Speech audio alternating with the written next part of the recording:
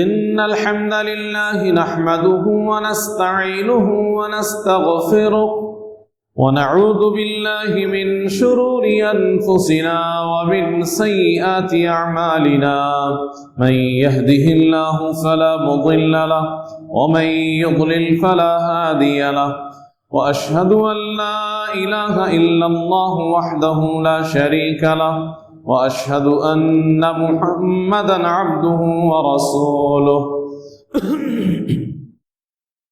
أما بعد فأعوذ بالله من الشيطان الرجيم بسم الله الرحمن الرحيم يا أيها الذين آمنوا اتقوا الله ولتنظر نفس ما قدمت لغد واتقوا الله إن الله خبير بما تعملون ولا تكونوا كالذين نسوا الله فأنساهم أنفسهم أولئك هم الفاسقون لا يستوي أصحاب النار وأصحاب الجنة أصحاب الجنة هم الفائزون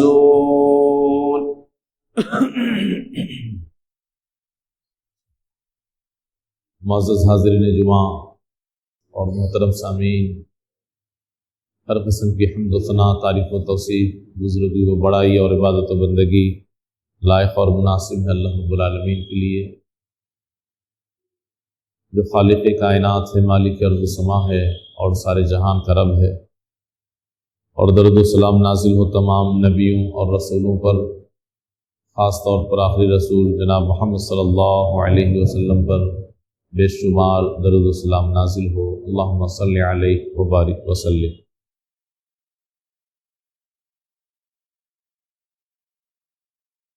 رمضان المبارک کا مقدس مہینہ ہم سے رخصت ہو چکا ہے، اور پہلے کی طرح اس سال بھی رمضان المبارک کے مہینہ کے گزرتے ہی مساجد میں ویرانی چھا گئی ہے، لوگ نماز سے دور ہو گئے ہیں، ایک طریقے سے مسلم معاشرہ منحوس نظر آنے لگا ہے، ساری چہل پہل، چمک دمک اور ساری رونقیں غائب ہو گئی ہیں۔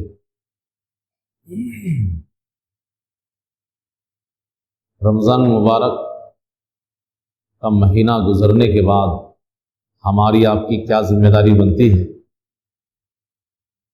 تھوڑی سی گفتگو آج کے اس خطبہ جمعہ میں اسی تعلق سے کرنی ہے کہ رمضان مبارک کے بعد ہماری آپ کی کیا ذمہ داری ہے۔ سب سے پہلی بات تو یہ ہے کہ اللہ رب العالمین نے ہم سب کو رمضان مبارک جیسا عظیم مہینہ عطا کیا، یہ بہت بڑی نعمت ہے جس سے ہم اور آپ مالا مال ہوئے، اس لیے اللہ رب العالمین کا شکر بجا لانا چاہیے۔ رمضان کے گزرنے کے بعد سب سے بڑی ذمہ داری کہ ہم اللہ کا شکریہ ادا کریں،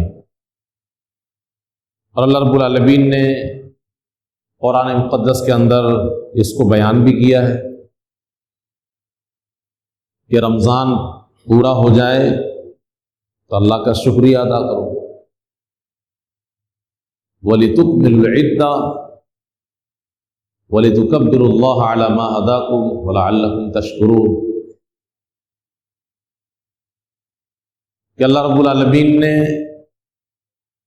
تمہیں بڑی نعمت سے مالا مال کیا، رمضان جیسا مقدس مہینہ عطا کیا، لہذا اللہ کی ہدایت پر،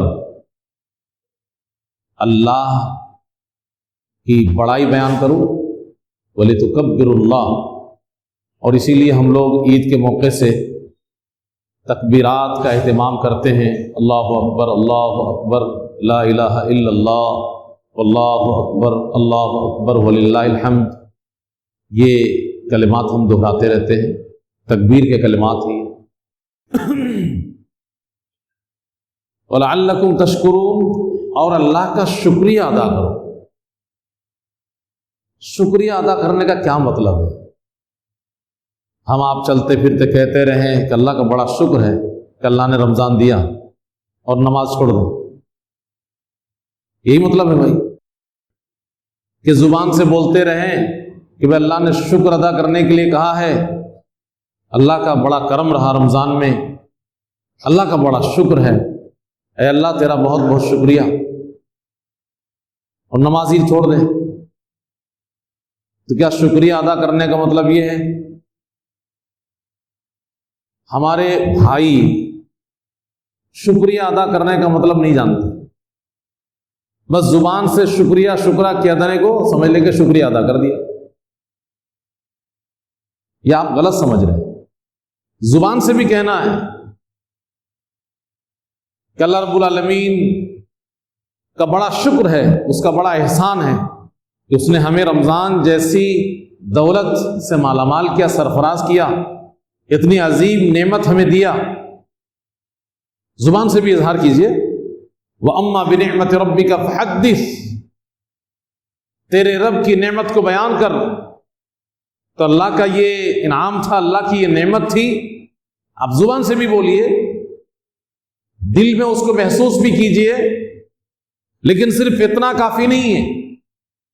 حقیقی معنی میں شکریہ اسی وقت ادا ہوگا جب آپ عمل کر کے دکھائیں گے۔ یہ عید الفطر کیا ہے؟ یہ شکریہ ہے۔ عید الفطر رمضان المبارک جیسی نعمت کو پانے کا شکریہ ہے۔ عید الفطر میں کیا کہتے ہیں ہم لوگ بھائی؟ سب لوگ زور زور سے چلا کے بولتے ہیں اے اللہ تیرا شکریہ، بلکہ ہم جا کر کے اللہ کی عبادت کرتے ہیں۔ شکریہ کا مطلب اللہ کی عبادت کیجئے۔ تو عید الفطر میں ہم جا کر کے اللہ کی عبادت کرتے ہیں، عیدگاہ میں پہنچ کر کے۔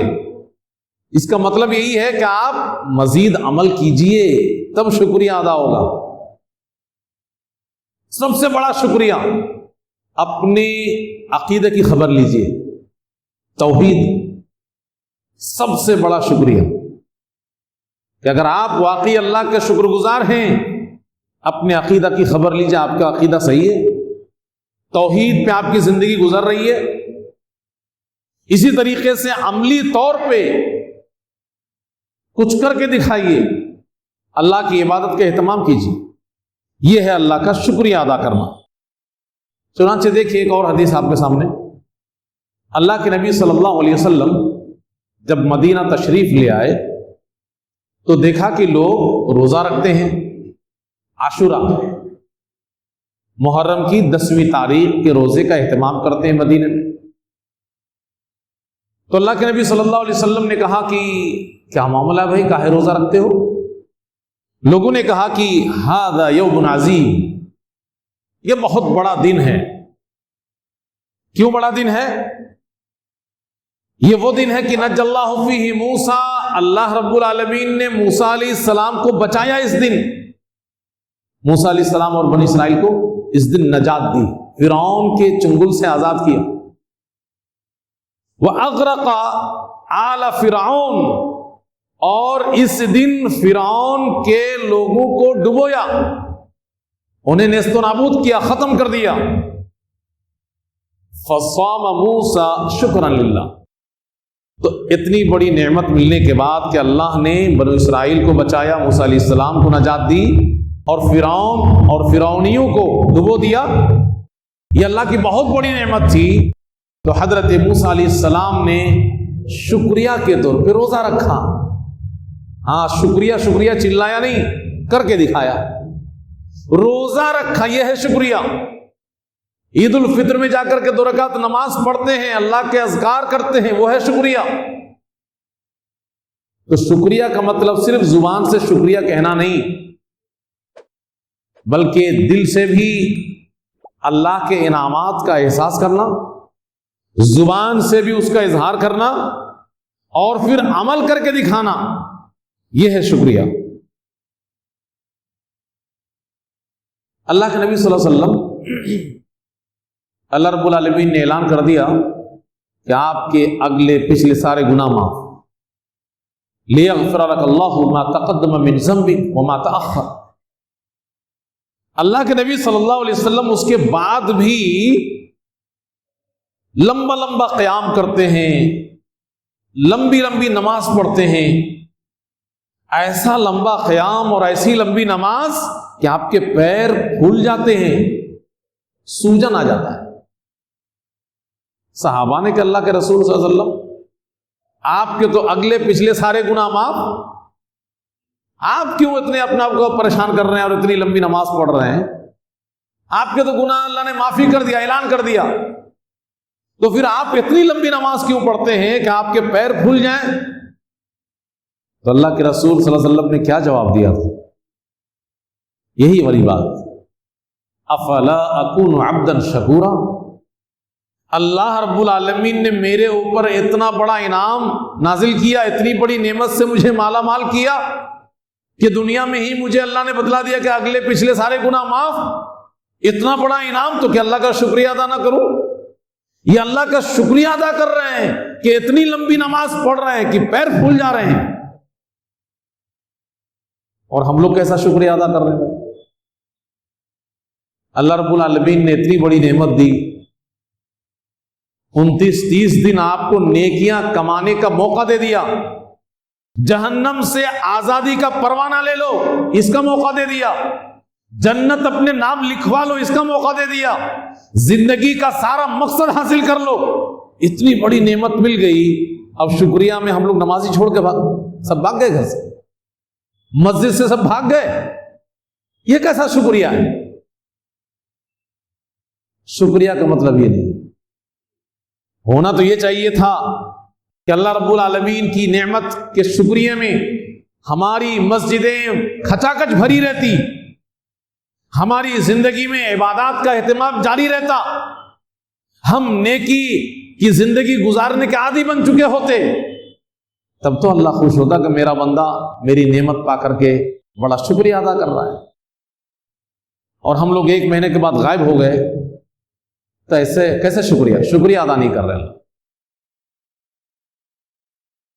تو ہماری اور آپ کی بڑی ذمہ داری ہے، سب سے پہلی ذمہ داری کہ شکریہ ادا کریں، اور شکریہ ادا کرنے کا مطلب اللہ کی عبادت کا اہتمام کریں۔ فرائض تو یہ ہماری آپ کے اوپر ذمہ داری ہے، اس کو چھوڑنے کا تو سوال ہی نہیں پیدا ہوتا کہ فرض چیزیں ہم چھوڑ دیں، 5 وقتہ نمازیں جو ہمارے آپ کے اوپر فرض ہیں اس کو مسلمان چھوڑ دے، یہ تو سوچ ہی نہیں سکتے۔ فرائض کے علاوہ نوافل کا بھی اہتمام کریں، یہ ہے شکریہ۔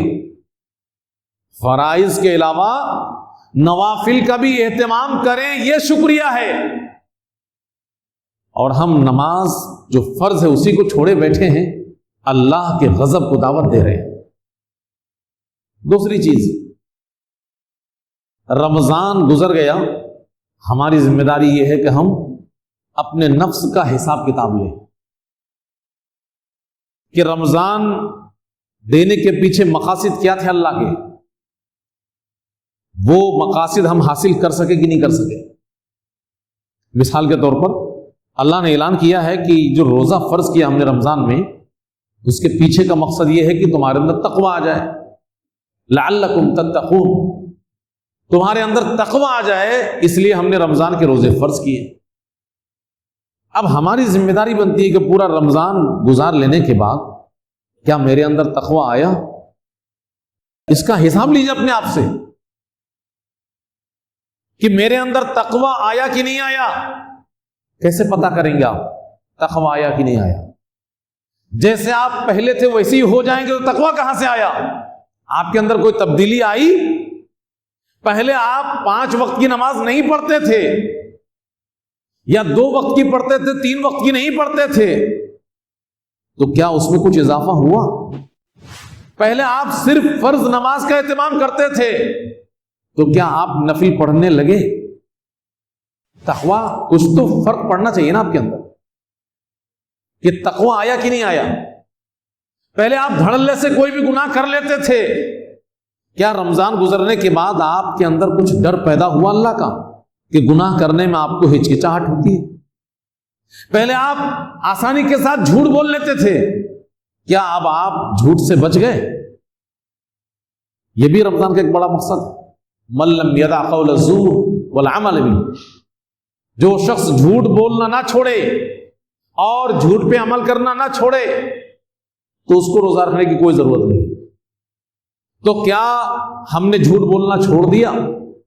جھوٹ پہ عمل کرنا چھوڑ دیا؟ یہ سب چیزیں آپ کو ہم کو ڈھونڈنی پڑیں گی۔ تو روزہ اور رمضان کے پیچھے کا جو مقصد تھا اس میں ہم کامیاب ہوئے کہ نہیں ہوئے؟ کتنا کامیاب ہوئے؟ کیا اتنے سے کام چلے گا؟ ترازو کا پلڑا ہمارا بھاری ہو جائے گا کہ ابھی اور ضرورت ہے؟ حساب لیجیے، حساب نہیں لیں گے تو دقت میں آ جائیں گے۔ تو رمضان کے بعد دوسری بڑی ذمہ داری کہ حساب لیجیے اپنا۔ یا ایھا الذین آمنوا اتقوا اللہ ولتنظر نفس ما قدمت لغد، ایمان والو اللہ سے ڈرو اور ہر انسان اپنے اعمال کا جائزہ لے، ہر نفس دیکھ لے آئندہ کل کے لیے کیا آگے بھیجا ہے۔ ابھی مر جائیں گے تو کل اللہ کے سامنے کھڑا ہونے کے لیے کیا جمع پونجی ہے آپ کے پاس؟ حساب و کتاب ہوگا تو آپ کے پلڑے میں کیا ہے؟ خود تلاش کریے، ڈھونڈیے۔ تو یہ اللہ رب العالمین نے ہمیں اور آپ کو تلقین کی ہے، خاص طور پہ رمضان کے بعد ہماری ذمہ داری بنتی ہے کہ رمضان گزرا تو اس کے بعد ہمیں کیا ملا، کیا کھویا، کیا پایا، اس کا حساب کتاب لیجیے۔ اور اگر آپ حساب و کتاب نہیں لیں گے تو اس کے لیے بہت سخت وعید ہے۔ اپنے نفس کا جائزہ نہیں لیں گے، اپنے نفس سے محاسبہ نہیں کریں گے تو اللہ رب العالمین نے کہا ہے کہ اگر ایسا کرو گے تو پھر تمہارے لیے سخت وعید۔ وَلَا تَكُونُوا كَالَّذِينَ نَسُوا اللَّهَ، ان لوگوں کی طرح مت ہو جاؤ جو اللہ کو بھول گئے، جو اپنا حساب و کتاب نہیں لیں گے وہ اللہ کو بھول جائیں گے، وہ نماز چھوڑنے لگیں گے، وہ جھوٹ بولنے لگیں گے، وہ تمام حرام کام میں مشغول ہو جائیں گے، نیکیوں سے دور ہو جائیں گے۔ لہذا محاسبہ کرو، وہی اللہ کہہ رہا ہے ان کی طرح مت ہو جاؤ جنہوں نے اللہ کو بھلا دیا۔ اس کی سزا کیا ملے گی؟ فَأَنْسَاهُمْ أَنفُسَهُمْ، اللہ تمہیں تم سے بھلا دے گا، تم کو اپنی آخرت کی فکر نہیں ہوگی، توفیق نہیں ملے گی، تم گناہوں پہ زندگی گزارتے چلے جاؤ گے لیکن کبھی مڑ کے پیچھے دیکھو گے نہیں، تمہارا احساس مر جائے گا۔ موت ہر وقت تمہارے سامنے نظر آئے گی لیکن خود اپنی موت کو بھولے رہو گے۔ اللہ رب العالمین نے کہا فَأَنْسَاهُمْ أَنفُسَهُمْ، ہم اس کو خود سے بھلا دیں گے، وہ اپنی فکر کرنا چھوڑ دے گا کہ آگے کیا ہونا ہے۔ اولئک هم الفاسقون، اور یہی لوگ فاسق ہیں، گنہگار ہیں اور ان کے لیے جہنم ہے۔ اس لیے آگے اللہ کہتا ہے لا یستوی اصحاب النار واصحاب الجنہ، یہ لوگ جہنمی ہیں، یہ جنتیوں کی برابر ہو نہیں سکتے۔ یہ لوگ گنہگار ہیں، فاسق ہیں، فاجر ہیں، جہنمی ہیں، لیکن جو جنتی ہیں وہ کامیاب ہیں۔ اصحاب الجنت هم الفائزون، جنتی کامیاب۔ تو حساب و کتاب لیجئے کہ رمضان گزرا، میرے اندر کیا تبدیلی آئی، مزید کیا تبدیلی آنی چاہیے، کیا کمی ہے، اس کو دور کیجئے۔ اسی طریقے سے رمضان گزرنے کے بعد ایک اہم ذمہ داری، نیکیوں کی حفاظت کرنا سیکھیے۔ ابھی 5 وقت کی نماز پڑھ رہے تھے اور کچھ لوگ 5 وقت غائب، کچھ لوگ 2-1 وقت آ رہے ہیں باقی وقت غائب۔ یہ کیسی نیکی ہے بھائی؟ نیکی کر رہے تب اس کی حفاظت آپ نہیں کر رہے، نیکی کر رہے تھے اس کی حفاظت نہیں کر رہے۔ نیکی کی حفاظت ضروری ہے، ورنہ کیا ہوگا معلوم ہے آپ کو؟ آپ کے پاس کچھ بھی نہیں رہے گا۔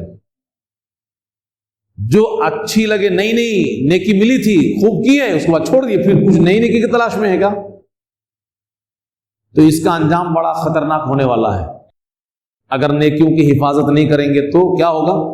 بالکل ویسے ہی اللہ کے نبی صلی اللہ علیہ وسلم نے پوچھا تدرون مل مفلس، میری امت کے لوگوں تمہیں معلوم ہے مفلس کون ہے؟ تو صحابہ نے کہا کہ ہم مفلس اس کو سمجھتے ہیں جس کے پاس دینار و درہم نہ ہو، دنیا کے سامان نہ ہو۔ تو اللہ کے رسول صلی اللہ علیہ وسلم نے فرمایا کہ نہیں، میں جس مفلس کی بات کر رہا ہوں حقیقی مفلس وہ شخص ہے جو قیامت کے دن اللہ کے سامنے آئے گا، بہت ساری نماز پڑھی ہوگی، اس نے روزے رکھے ہوں گے، مال خرچ کیا ہوگا، نیکیوں کا پہاڑ اس کے پاس ہوگا، لیکن نیکیوں کی حفاظت اس نے نہیں کی ہوگی۔ کیسے؟ اس کو مار رہا ہے، اس کو گالی دے رہا ہے، اس کا مال ہڑپ رہا ہے، کسی کو ستا رہا ہے، کچھ بھی کر رہا ہے، عبادات کا اہتمام نہیں کر رہا ہے، فرائض کا خیال نہیں کر رہا ہے، تو نیکیاں کرنے کے بعد بھی جو رمضان بھر میں کر کے اکٹھا کیے تھے کل ملنے والا کچھ نہیں ہے۔ انسان گناہوں کا پتلا ہے، ہر وقت چلتے پھرتے گناہ ہوتا رہتا ہے، اور ان الحسنات یذہبن السیئات، نیکیاں گناہوں کو مٹاتی ہیں۔ جب آپ نیکیوں کو بٹور کے رکھیں گے نہیں گناہوں کو مٹانے کے لیے، اس کا مقابلہ کرنے کے لیے، اپنے ترازو کے پلڑے کو مضبوط رکھنے کے لیے، تو جب کل سامنا ہوگا اللہ کا، سب غائب ہو جائے گا ہوا میں، ساری نیکیاں غائب۔ اس حدیث میں اللہ کے نبی صلی اللہ علیہ وسلم فرماتے ہیں کہ ایک شخص میری امت کا جو مفلس ہوگا ایسا ہوگا کہ ڈھیر ساری نیکیاں تو کیا ہوگا لیکن نیکیوں کی حفاظت نہ کیا ہوگا، چنانچہ مختلف قسم کے جرائم میں ملوث رہا ہوگا، اور جس کے ساتھ اس نے غلط کیا ہوگا اس کی نیکیاں سب کو بانٹ دی جائیں، دوسرے کے گناہ اس کے اوپر لاد دیے جائیں گے، اور نیکیاں کرنے کے بعد بھی اس کو جہنم میں گھسیٹ کر کے ڈال دیا جائے گا۔ تو رمضان میں عبادت کرنے والے، صرف رمضان میں صرف نیکیاں بٹورنے والے، اور رمضان کے بعد بھول جانے والے، نیکیوں کی حفاظت نہ کرنے والے، ان کا معاملہ یہی ہونے والا ہے، وہ مفلس ہونے والے۔ جو کچھ بھی تم نے کیا ہوگا اپنی زندگی میں رمضان میں، وہ کل کچھ تمہارے کام آنے والا نہیں، چونکہ تم نے نیکیوں کی حفاظت نہیں۔ ایک مثال سے سمجھیے، باغ کس کو کہتے ہیں بھائی؟ ایک پودا صرف لگا ہو تو اس کو باغ کہیں گے؟ بہت سارے جب پودے لگتے ہیں ایک پورے علاقے میں تو اس کو باغ کہتے ہیں، بہت سارے درخت مختلف قسم کے پھل کے۔ اب ایک آدمی ایک پودا لگاتا ہے، خوب پانی ڈالتا ہے، خوب دھیان رکھتا ہے، وہ درخت تیار ہو جاتا ہے، بالکل پھلتا پھولتا ہے۔ اب اس کے بعد دوسرا لگاتا ہے، اب پہلے والے کو چھوڑ دیتا ہے، اب حفاظت نہیں کر رہا ہے، جو نیکی کر رہا تھا اس کی حفاظت کی مثال دے رہے۔ ایک پودا لگایا اور وہ جب بالکل پھل پھولنے لگا، ہرا بھرا ہو گیا، اب دوسرا پودا لگایا، اس کو چھوڑ دیا، اب اس میں نہ پانی ڈال رہا ہے، نہ اس کا دھیان کر رہا ہے، نہ کچھ کر رہا ہے۔ دوسرا پودا تیار ہو رہا ہے، لیکن پہلا والا پودا مر رہا ہے۔ ایک دن ایسا آیا کہ یہ مر کے ختم ہو گیا، اب پھر وہ تیسرا پودا لگاتا ہے، پھر دوسرے کے ساتھ یہی کام کرتا ہے، اس کی حفاظت نہیں کرتا، تو کیا اس کے پاس پودے ہوں گے؟ باغ بنا پائے گا کبھی؟ وہ باغ بنے گا بھائی؟ ارے بھائی جو تیار ہوا اس کی حفاظت تو کرو، حفاظت نہیں کرو گے تو تمہارے پاس باغ نہیں ہوگا۔ جب ہم نیکیاں نہیں کریں گے تو جنت جس کو باغ کہتے ہیں، یہ نیکیاں ہی وہاں کے پودے ہیں۔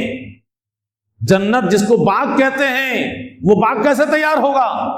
آپ نیکی کر کے چھوڑ دیجئے، نہیں، نیکی کیجئے، اس کی حفاظت کیجئے، ورنہ ایسے ہی ہونے والا ہے جیسے ایک مثال آپ کے سامنے دیا کہ آپ نیا نیا باغ لگاتے رہیے اور وہ مرتا رہے گا، آپ کا پودا نیا نیا پودا لگاتے رہیے، وہ پودا مرتا رہے گا، باغ نہیں بنے گا آپ کا، تو جنت کیسے ملے گی؟ نیکیاں کیجئے، اس کی حفاظت بھی کیجئے، صرف رمضان میں نیکی کر کے آپ چھوڑ دیے، پھنس جائیں گے۔ استقامت چوتھی ذمہ داری ہماری آپ کی، کہ رمضان کے بعد ٹھہرے رہیں۔ رمضان گزرنے کے بعد یہ نہیں کہ سب چھوڑ دیں، جو آپ سیکھ لیے تھے رمضان میں کرنا، روزہ رکھنا سیکھ لیا تھا، نماز پڑھنا سیکھ لیا تھا، قرآن کی تلاوت کرنا سیکھ لیا تھا، عادت ڈال لی تھی، جھوٹ بولنا چھوڑ دیا تھا، ظلم و ستم چھوڑ دیا تھا، صدقہ و خیرات کرنے کی عادت ڈال لی تھی، وغیرہ وغیرہ، اس پہ ڈٹے رہیے۔ ڈٹنا ہی تو اصل ہے، استقامت ضروری ہے۔ اگر استقامت نہیں تو آپ کی زندگی بیکار، ختم۔ استقامت ضرور، اگر استقامت نہیں ہوگی آپ کی زندگی میں، آپ کی زندگی ختم ہو جائے گی، بیکار ہو جائے گی، آپ کچھ نہیں کر پائیں گے۔ اللہ رب العالمین نے صرف یہ نہیں کہا کہ ایمان لے آؤ بس کام چل جائے گا۔ ان الذین قالوا ربنا اللہ ثم استقاموا، جو لوگ ایمان لائیں، ربنا اللہ کا اقرار کریں اور پھر اس پہ ڈٹ جائیں، ٹھہرے رہیں، تب جا کر کے ان کے لیے کامیابی ہے، ان کے لیے بشارت ہے، ان کے لیے اللہ کے وعدے ہیں۔ تو استقامت بہت ضروری ہے۔ یہ کیسی استقامت ہے ہماری زندگی میں کہ رمضان گزرتے ہی سب درہم برہم ہو گیا، لگتا ہی نہیں ہے کہ رمضان میں ہم کچھ کر رہے تھے، رمضان گزرنے کے بعد سب ٹوٹ پھوٹ گیا۔ یہ کون سی استقامت ہے؟ جو کچھ ہم کر رہے تھے اس پہ ٹھہرے نہیں۔ ارے بھائی فرائض کا تو اہتمام کرو، فرائض کا تو خیال کرو کم از کم، فرائض کا بھی اہتمام نہیں کر رہے ہیں تو استقامت کہاں ہماری زندگی میں؟ پیارے نبی جناب محمد صلی اللہ علیہ وسلم کو تلقین کی گئی کہ آپ بھی استقامت کو لازم پکڑیے۔ فاستمسک بالذی اوحی الیک فلذلک فادع واستقم کما امرت۔ اے نبی آپ بھی ثابت قدم رہیے، ٹھہرے رہیے، استقامت کو اختیار کیجئے، ڈٹے رہیے، میدان چھوڑیے مت۔ یہ نبی کریم صلی اللہ علیہ وسلم کو تلقین کی گئی ہے اور ہماری آپ کی مزید ذمہ داری۔ ایک حدیث ہے، بڑی پیاری حدیث ہے کہ رمضان میں دن رات آپ کے عبادات اللہ کو یہ پسند نہیں ہے جو رمضان بعد چھوڑ دیں۔ خوب عبادت کر رہے ہیں آپ اور رمضان کے بعد فرائض کو بھی چھوڑ دیتے ہیں، اللہ کو پسند ہی نہیں۔ اللہ کو کیا پسند ہے؟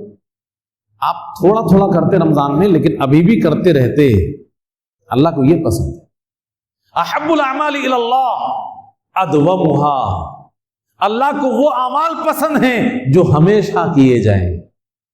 احب الاعمال الی اللہ ادومها، ہمیشہ کیے جانے والے اعمال اللہ کو پسند ہیں۔ وَإِنْ قَلَّ، اگرچہ وہ اعمال تھوڑے سے ہوں، بہت زیادہ نہ ہوں، تھوڑے ہوں لیکن ہمیشہ ہوں۔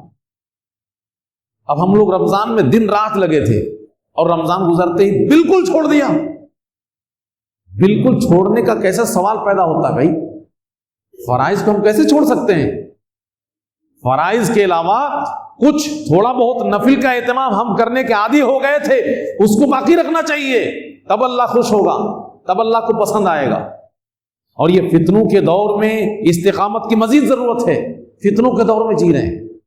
پیارے نبی جناب محمد صلی اللہ علیہ وسلم فرماتے ہیں بادروا بالاعمال فتنا، کہ لوگو فتنوں سے پہلے خوب اعمال میں جلدی کرو، اس لیے کہ یہ فتنوں کا دور ہے اور ایسے فتنے آئیں گے کہ جس رات کی تاریک رات کی تہیں، اندھیری رات میں ایک کے بعد دوسری تہ آتی رہتی ہے اور پوری رات اندھیری رہتی ہے پوری رات۔ اس سے تشبیہ دی گئی کہ ایسے فتنے رونما ہوں گے کہ صبح ایک آدمی مومن ہوگا، وَيُمْسِي كَافِرًا، شام کو ہوتے ہوتے کافر ہو جائے گا، او یمسی مومنا ویصبح کافرا، شام کے وقت مومن ہوگا، صبح ہوتے ہوتے کافر ہو جائے گا۔ ایسے فتنے، ہم لوگ فتنوں کے دور میں جی رہے ہیں۔ اس میں تو مزید اعمال کرنے کی ضرورت ہے اور اس میں ڈٹے رہنے کی ضرورت ہے۔ اللہ کے نبی صلی اللہ علیہ وسلم نے ہمیں آپ کو خاص طور پہ تلقین کی ہے، اس کا خیال رکھنا نہایت ضروری۔ پانچویں ذمہ داری، بہت سارے لوگوں سے لاپرواہی ہوتی ہے، رمضان گزرنے کے بعد اللہ کو وہ ایسے بھولتے ہیں کہ ذمہ داری کو بھول جاتے ہیں۔ بہت سارے لوگ کسی عذر کی وجہ سے روزہ چھوڑ دیتے ہیں، تو اسلام نے تنگی نہیں رکھی دین میں کہ کسی سے روزہ چھوٹ ہی نہیں سکتا۔ ما جعل علیکم فی الدین من حرج، دین میں اللہ رب العالمین نے تنگی نہیں رکھی ہے۔ چنانچہ اللہ رب العالمین نے آسانی کرتے ہوئے کیا کہا کہ بھائی دوسرے دنوں میں روزہ رکھ لو، لیکن کچھ لوگ شوق سے روزہ چھوڑ دیتے ہیں، من میں نہیں آیا تو نہیں رکھا۔ کچھ لوگ تو پورا مہینہ ہی نہیں رکھتے بھائی، بڑے جری ہیں اور بڑے ہمتی ہیں ایسے لوگ، یہ اللہ کا سامنا کیسے کریں گے؟ تو کچھ لوگ روزہ ہی نہیں رکھتے پورا مہینہ، ان کو تو ڈرنا چاہیے ہو۔ لیکن جو لوگ کسی عذر کی وجہ سے چھوڑتے ہیں ان کے لیے اسلام نے راستہ رکھا ہے۔ اگر ایک روزہ بھی بغیر عذر کے کوئی چھوڑ دے یہ کتنا اس کے حق میں نقصان دہ آپ کو معلوم ہے؟ کتنا نقصان دہ؟ پیارا نبی جناب محمد صلی اللہ علیہ وسلم نے فرمایا کہ من افطر یوم من رمضان، کہ جو شخص رمضان کا ایک دن کا روزہ بھی چھوڑ دے، من غیر عذر ولا مرض، بغیر کسی معقول عذر کے یا بیماری کے، اور اس کے بعد پوری زندگی اگر روزہ رکھنا چاہے اس ایک روزے کی قضا کے طور پہ، تب بھی اس ایک روزے کی بھرپائی نہیں کر پائے گا. لم یقضہ صیام الدہر وان صام، اگر پوری زندگی وہ روزہ رکھے تب بھی اس ایک روزہ کی بھرپائی نہیں ہو پائے گی. کتنا بڑا جرم ہے. جو لوگ شوق سے روزہ چھوڑتے ہیں اس کے لیے سخت وعید والی بات ہے. یہ سعودی عرب کی افتاء کمیٹی نے فتویٰ لکھ کر کے بتایا کہ بہت سارے علماء تو ایسے لوگوں کے کافر ہونے کے قائل ہیں کہ جو جان بوجھ کر کے روزہ چھوڑ دے وہ کافر ہے. اور علماء کے صحیح قول کے مطابق ایسے روزے کی قضا بھی نہیں ہے کہ جان بوجھ کے چھوڑ دیا تو اس کی قضا کر لیں. کہتے قضا بھی نہیں ہے اس کے اوپر، اس کی قضا کی شکل ہی نہیں ہے. بس وہ سچی توبہ کرے اور آئندہ کے لیے احتیاط برتے. لیکن عذر کی وجہ سے جو لوگ روزہ چھوڑتے ہیں وہ بھی بڑی لاپرواہی کرتے ہیں. رمضان ختم ہوتے ہی وہ اللہ سے ایسے غافل ہوتے ہیں کہ آئندہ رمضان آ جاتا اس کو یاد بھی نہیں رہتا میں نے کتنے روزے چھوڑے تھے. آپ کے پاس موقع ہے، اسلام نے راستہ نکالا ہے، آپ اس کا فائدہ اٹھائیے. فَمَنْ كَانَ مِنْكُمْ مَرِيضًا أَوْ عَلَى سَفَرٍ فَعِدَّةٌ مِنْ أَيَّامٍ أُخَرَ، تم میں سے اگر کوئی مریض ہو، سفر پر ہو اور روزہ نہ رکھے تو ایسی صورت میں وہ دوسرے دنوں میں روزہ رکھ لے. جتنے روزے اس کے چھوٹ جائیں دوسرے دنوں میں رکھ لیجئے معقول عذر کی بنیاد پر. اسی طریقے سے اللہ عز و جل نے دیگر کچھ خواتین سے بھی روزہ کو چھوڑ دیا. اللہ کے نبی صلی اللہ علیہ وسلم ایک حدیث فرماتے ہیں کہ ان اللہ عز و جل وضع عن المسافر شطر الصلاۃ، اللہ رب العالمین نے مسافر سے آدھی نماز کو ہٹا دیا.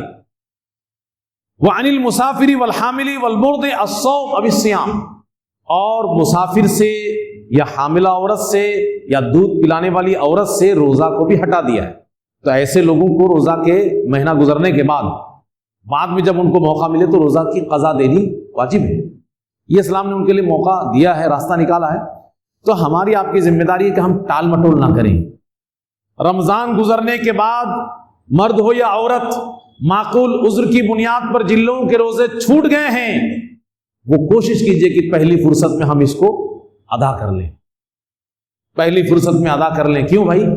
موت کا کوئی بھروسہ نہیں، اور آپ کے اوپر روزہ رہ گیا اور آپ دنیا سے چلے گئے، پتہ نہیں آپ کے ولی اور وارث لوگ کیسے ہوں گے، روزہ رکھیں گے کہ نہیں رکھیں گے آپ کے بدلے.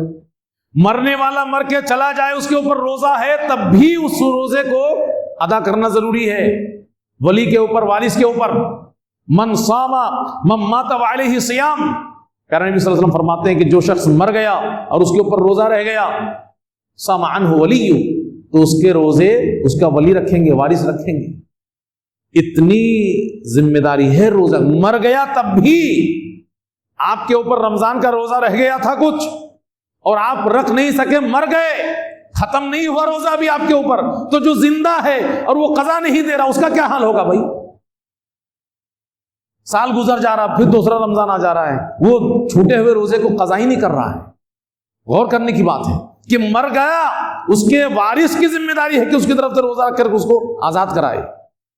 تو جو شخص زندہ ہے ہم میں سے آپ میں سے اور وہ روزہ کی قضا نہیں کرتا، جو روزے اس کے چھوٹے ہیں، تو کتنی بڑی بدنصیبی کی بات ہے اور کتنا بڑا گناہ کر رہا ہے. تو کوشش کریں کہ رمضان کے بعد ایسے غافل نہ ہوں.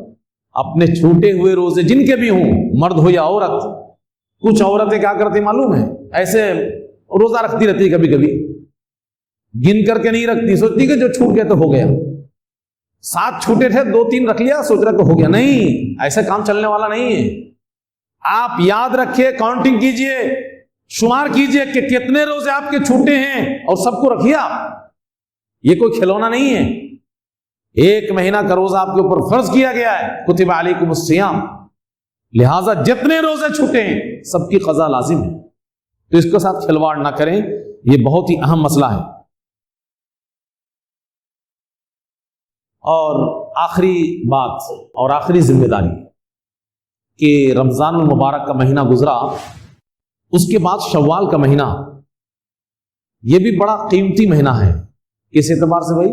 اس میں اللہ رب العالمین نے 6 روزے رکھے ہیں، اور جو رمضان کا روزہ رکھنے کے ساتھ ساتھ ان 6 روزے کا اہتمام کر لے، شوال کے مہینے کے 6 روزے کا، تو اس کے لیے ایک خوشخبری ہے۔